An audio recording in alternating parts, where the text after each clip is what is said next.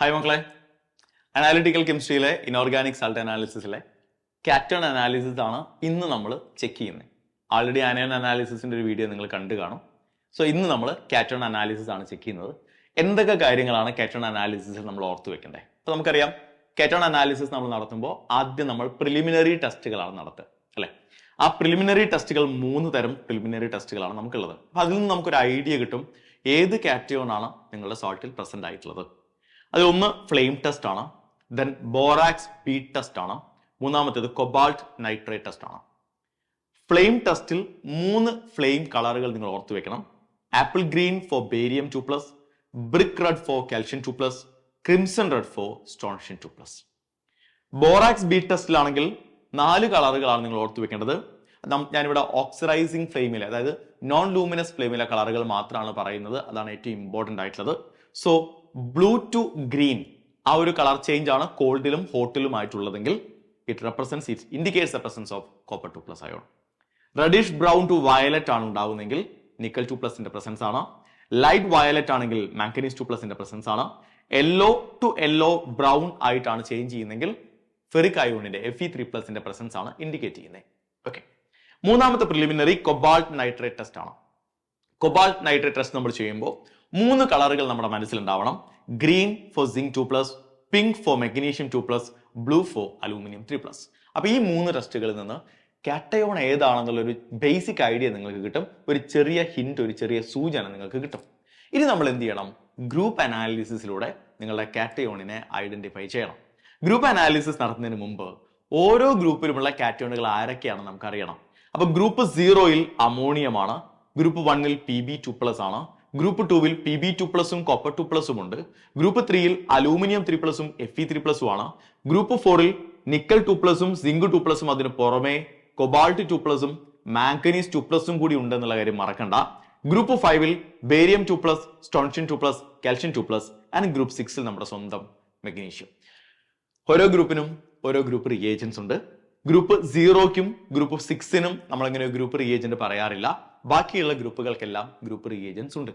Group 1ന് dilute HCl ആണ്, group 2ന് HCl plus H2S ആണ്, ഗ്രൂപ്പ് 3ക്ക് NH4Cl plus NH4OH ആണ്, ഗ്രൂപ്പ് 4ന് NH4OH plus H2S ആണ്, ഗ്രൂപ്പ് 5ന് NH4OH plus NH4 twice CO3 ammonium carbonate ആണ്.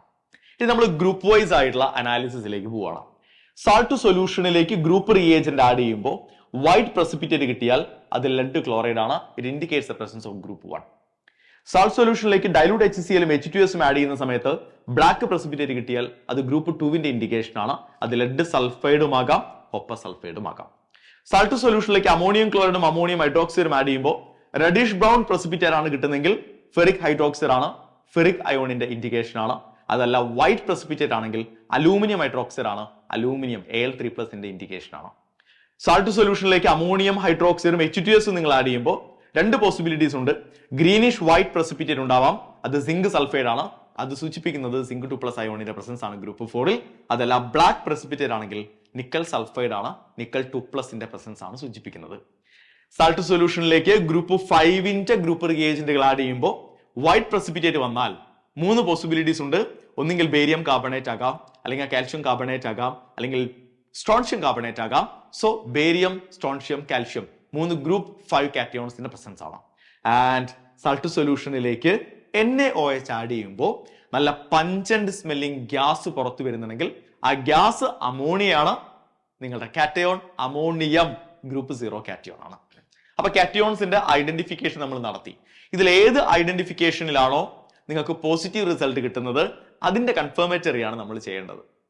സോ ഇനി നമ്മൾ പോകുന്നത് ഈ കാറ്റയോണുകളുടെ കൺഫർമേറ്ററിയിലേക്കാണ്. അപ്പൊ ഗ്രൂപ്പ് 0 കാറ്റയോണിന്റെ കൺഫർമേറ്ററി, സാൾട്ട് സൊല്യൂഷനിലേക്ക് NaOH ഒഴിക്കുമ്പോൾ നിങ്ങൾക്ക് പഞ്ചൻ സ്മെല്ലിംഗ് ഗ്യാസ് കിട്ടി, അതാണ് ഐഡന്റിഫിക്കേഷൻ. അത് വെച്ചാണ് കൺഫർമേറ്ററി. അതിലേക്ക് നമ്മൾ HClൽ മുക്കിയ ഗ്ലാസ് റോഡ് കാണിക്കുമ്പോൾ ഡെൻസ് വൈറ്റ് ഫ്യൂംസ് വന്നാൽ ഗ്രൂപ്പ് 1 ഇസ് കൺഫേംഡ്. അതുപോലെ തന്നെ അതിലേക്ക് നമ്മൾ നെസ്ലേഴ്സ് റിയേജന്റ് ആഡ് ചെയ്യുമ്പോൾ ബ്രൗൺ പ്രസിപ്പിറ്റേറ്റ് വന്നാൽ ഗ്രൂപ്പ് 1 ഇസ് അഗെയിൻ കൺഫേംഡ്. ഒരു കാര്യം ഓർത്തു വെക്കുക, നെസ്ലേഴ്സ് റിയേജന്റിന്റെ ഫോർമുല ചോദ്യപേപ്പറിൽ ചോദിക്കാനുള്ള സാധ്യത വളരെ കൂടുതലാണ്. സോ K2HgI4 എന്നുള്ള ഫോർമുല നിങ്ങൾ ഒരിക്കലും മറക്കരുത്. ഓക്കെ, ഗ്രൂപ്പ് 1ന്റെ കൺഫർമേറ്ററിയാണ്. അപ്പൊ സാൾട്ട് സൊല്യൂഷനിലേക്ക് ഡൈലൂട്ട് HCl ആഡ് ചെയ്യാൻ നമ്മൾ നോർമലി ചെയ്യാം. അതിലേക്ക് 2 കൺഫർമേറ്ററി ഉണ്ട്. പൊട്ടാസ്യം ക്രോമേറ്റ് ആഡ് ചെയ്യുമ്പോൾ യെല്ലോ പ്രസിപ്പിറ്റേറ്റ് കിട്ടിയാൽ Pb2+ കൺഫേംഡ് ആണ്, ഗ്രൂപ്പ് 1 കൺഫേംഡ് ആണ്. ആ യെല്ലോ പ്രസിപ്പിറ്റേറ്റ് ലെഡ് ക്രോമേറ്റ് ആണ്, ഓർത്ത് വെക്കണം. അതല്ല രണ്ടാമത്തെ കൺഫേമേറ്ററി, അതേ സൊല്യൂഷനിലേക്ക് പൊട്ടാസ്യം അയഡൈഡ് ഒഴിക്കുമ്പോൾ എഗെയിൻ യെല്ലോ പ്രസിപ്പിറ്റേറ്റ് കിട്ടുന്നുണ്ടെങ്കിൽ അത് ലെഡ് ക്രോമേറ്റ് അല്ല, ലെഡ് അയഡൈഡ് ആണ്. പക്ഷെ ലെഡ് ഈസ് അഗെയിൻ കൺഫേംഡ്. അപ്പൊ ഗ്രൂപ്പ് 1 കൺഫേംഡ് ആയി. ഗ്രൂപ്പ് 2 നമുക്കറിയാം, രണ്ട് ഗ്രൂപ്പുകളിൽ വരുന്ന ഒരേ ഒരു കാറ്റോൺ ലെഡാ. കാരണം ലെഡ് ഫസ്റ്റ് ഗ്രൂപ്പിൽ നമ്മൾ ലെഡ് ക്ലോറൈഡ് ആയിട്ടാണ് പ്രസിപ്പിറ്റേറ്റ് ചെയ്യുന്നത്.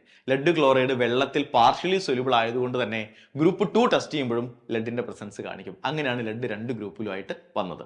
സോ ഗ്രൂപ്പ് 2 സാൾട്ട് സൊല്യൂഷനും ഡൈലൂട്ട് HCl H2S ഒഴിച്ചതിന് ശേഷം അതിലേക്ക് അസറ്റിക് ആസിഡും പൊട്ടാസ്യം ഫെറോസയനൈഡും ഒഴിക്കുമ്പോൾ ചോക്ലേറ്റ് ബ്രൗൺ പ്രസിപ്പിറ്റേറ്റ് വന്നാൽ അത് കോപ്പർ 2+ പ്രസൻസ് ആണ്. ഓക്കെ, ആൻഡ് ആ ചോക്ലേറ്റ് ബ്രൗൺ പ്രസിപ്പിറ്റേറ്റിന്റെ കോംപ്ലക്സ് ഏതാന്നുള്ളത് ഞാൻ കൊടുത്തിട്ടുണ്ട്. രണ്ടാമത്തെ കൺഫർമേറ്ററി, അതിലേക്ക് അമോണിയം ഹൈഡ്രോക്സൈഡ് ഒഴിക്കുമ്പോൾ ബ്ലൂ പ്രസിപ്പിറ്റേറ്റ് വന്നാൽ that also indicates the presence of copper 2+ and CuNH3 4 times 2+ എന്ന കോംപ്ലക്സ് ആണ്. അപ്പൊ ഗ്രൂപ്പ് 2 ഞാൻ ലെഡ് പറയാത്തത് ആൾറെഡി ഗ്രൂപ്പ് 1 നമ്മളത് ചെയ്തിട്ടുണ്ട് എന്നുള്ളതുകൊണ്ടാണ് കേട്ടോ. ഓക്കെ, ഗ്രൂപ്പ് 3 വരുമ്പോൾ സാൾട്ട് സൊല്യൂഷൻ പ്ലസ് അതിന് ഗ്രൂപ്പ് റിയേജന്റ് ആഡ് ചെയ്യുന്നു. ഒന്നെങ്കിൽ വൈറ്റ് പ്രസിപ്പിറ്റേറ്റ് കിട്ടും, അല്ലെങ്കിൽ റെഡിഷ് ബ്രൗൺ കിട്ടും. അപ്പൊ വൈറ്റ് ആണ് കിട്ടിയെങ്കിൽ that indicates the presence of aluminum 3+. അത് കൺഫേം ആക്കാൻ അതിലേക്ക് എക്സസ് NaOH ഒഴിക്കുക. ആ വൈറ്റ് പ്രസിപ്പിറ്റേറ്റ് ഡിസോൾവ് ചെയ്യുന്നുണ്ടോ, അലൂമിനിയം ഇസ് കൺഫേംഡ്. അതിലേക്ക് അമോണിയം ക്ലോറൈഡ് ഒഴിച്ച് ഹീറ്റ് ചെയ്യുമ്പോൾ ഡിസപ്പിയർ ചെയ്ത പ്രസിപ്പിറ്റേറ്റ് വീണ്ടും അപ്പിയർ ചെയ്യുന്നുണ്ടോ, അലൂമിനിയം ഇസ് അഗെയിൻ കൺഫേംഡ്. അല്ല, നിങ്ങൾക്ക് റെഡിഷ് ബ്രൗൺ പ്രസിപ്പിറ്റേറ്റ് ആണ് കിട്ടിയതെങ്കിൽ അതിലേക്ക് ഡൈലൂട്ട് HCl ആഡ് ചെയ്യുക. ആ സൊല്യൂഷനിലേക്ക് പൊട്ടാസ്യം ഫെറോസയനൈഡ് ഒഴിക്കുമ്പോൾ പ്രഷ്യൻ ബ്ലൂ പ്രസിപ്പിറ്റേറ്റ് കിട്ടിയാൽ Fe3+ ഇസ് കൺഫേംഡ്. പ്രഷ്യൻ ബ്ലൂവിന്റെ കോംപ്ലക്സ് ഏതാന്ന് ഞാൻ പ്രത്യേകം പറയേണ്ടതില്ലല്ലോ, അറിയാലോ. ഓക്കെ, ഇനി അതല്ലെങ്കിൽ ഒരു കൺഫർമേറ്ററി കൂടിയുണ്ട്. ആ സൊല്യൂഷനിലേക്ക് KCNS സൊല്യൂഷൻ ഒഴിക്കുമ്പോൾ ബ്ലഡ് റെഡ് കളർ കിട്ടിയാൽ അതും Fe3+ കൺഫർമേറ്ററി ആണ്. ഇതാണ് കോംപ്ലക്സ്. ഇത് രണ്ടും നമ്മൾ ഓർഗാനിക്കിൽ പഠിക്കുന്നുണ്ട് ക്വാളിറ്റേറ്റീവ് അനാലിസിസിൽ. ഗ്രൂപ്പ് 4, അപ്പൊ സാൾട്ട് സൊല്യൂഷനിലേക്ക് ഗ്രൂപ്പ് റിയേജന്റുകൾ ആഡ് ചെയ്യുന്നു. രണ്ട് പോസിബിലിറ്റി ആണ്, ഒന്നെങ്കിൽ വൈറ്റ് പ്രസിപ്പിറ്റേറ്റ് കിട്ടാം, അല്ലെങ്കിൽ ബ്ലാക്ക് കിട്ടാം. വൈറ്റ് ആണെങ്കിൽ സിങ്ക് ആണ്, അതിലേക്ക് NaOH ഒഴിക്കുമ്പോൾ പ്രസിപ്പിറ്റേറ്റ് ഡിസോൾവ് ചെയ്താൽ സിങ്ക് ഇസ് കൺഫേംഡ്. ബ്ലാക്ക് ആണെങ്കിൽ നിക്കൽ ആണ്, അതിലേക്ക് അക്വാ റീജിയ ഒഴിച്ച് അതിനെ രണ്ടാക്കി മാറ്റി അതിലൊരു പാർട്ടിലേക്ക് NH4 ഒഴിക്കുമ്പോൾ പിങ്ക് പ്രസിപ്പിറ്റേറ്റ് കിട്ടിയാലും രണ്ടാമത്തെ പാർട്ടിലേക്ക് ഡൈമെഥൈൽ ഗ്ലയോക്സിം ആഡ് ചെയ്യുമ്പോൾ പിങ്ക് പ്രസിപ്പിറ്റേറ്റ് കിട്ടിയാലും nickel 2+ is confirmed. Okay, and group 5 salt സൊല്യൂഷനും ഗ്രൂപ്പ് റിയേജന്റും ആഡ് ചെയ്യുമ്പോൾ നിങ്ങൾക്ക് ഒരു വൈറ്റ് പ്രസിപ്പിറ്റേറ്റ് ആണ് കിട്ടുക അല്ലെ. ഓക്കെ, അതിലേക്ക് അസറ്റിക് ആസിഡ് ആഡ് ചെയ്ത് പൊട്ടാസ്യം ക്രോമേറ്റ് ഒഴിക്കുമ്പോൾ യെല്ലോ പ്രസിപ്പിറ്റേറ്റ് കിട്ടിയാൽ ബേരിയം ഇസ് കൺഫേംഡ്.